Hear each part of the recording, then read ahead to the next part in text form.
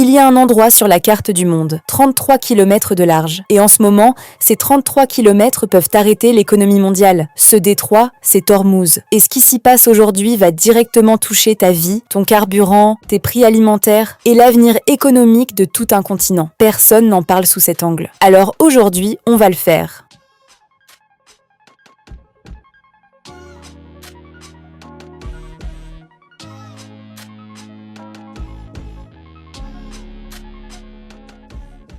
Le détroit d'Ormuz, c'est le passage obligatoire entre le golfe Persique et la mer d'Arabie. 20% du pétrole mondial passe par là, chaque jour, sans exception. Le 28 février 2026, les États-Unis et Israël frappent des installations nucléaires iraniennes. Le guide suprême iranien est tué. L'Iran répond immédiatement. Fermeture partielle du détroit. Trump réplique. Blocus naval total des ports iraniens. Depuis, c'est l'escalade. Un cargo touché ici, un missile tiré là. Et le prix du baril a bondi de plus de 7% en 24 heures. Hier encore, un porte-conteneur a été atteint par des tirs iraniens au large d'Oman. On est en train d'assister à quelque chose d'historique. Et l'Afrique est en première ligne, sans que personne ne le dise.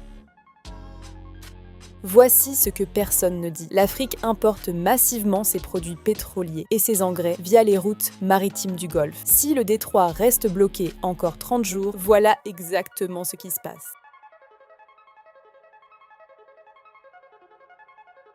Premier effet, le prix du carburant explose dans toutes les grandes villes africaines. Lagos, Abidjan, Dakar, Nairobi, des pays qui subventionnent déjà à peine leur énergie.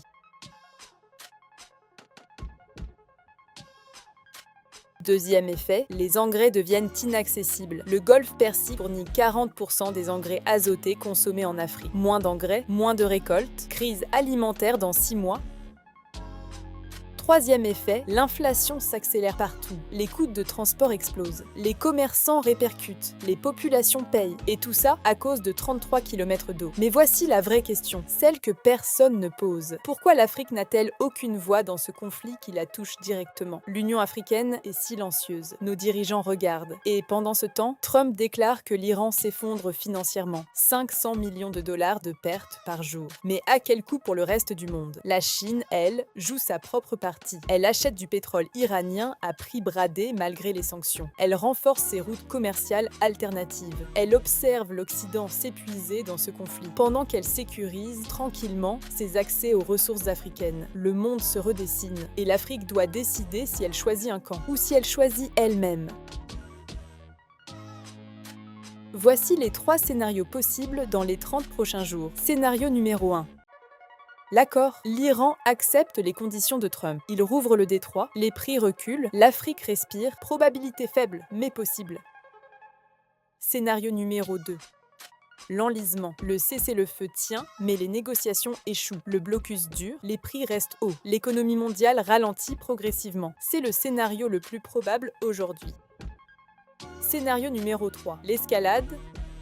Un incident maritime tourne mal, un navire coule, des soldats meurent, Trump réagit, l'Iran répond. Et là, on entre dans quelque chose que personne ne contrôle plus. Ce scénario, le marché l'a déjà intégré à 30%. Le détroit d'Ormuz, c'est 33 km. Mais ces 33 km peuvent changer la vie d'1,4 milliard d'Africains. Ce conflit n'est pas loin, il est déjà là, dans le prix de l'essence que tu vas payer demain matin. Si tu veux comprendre le monde pour ne plus le subir, abonne-toi. Chaque semaine, je décrypte pour toi l'actualité internationale avec les yeux de l'Afrique. Et dis-moi en commentaire, est-ce que l'Afrique doit prendre position dans ce conflit ou rester neutre? Je lis tout et je réponds à tout.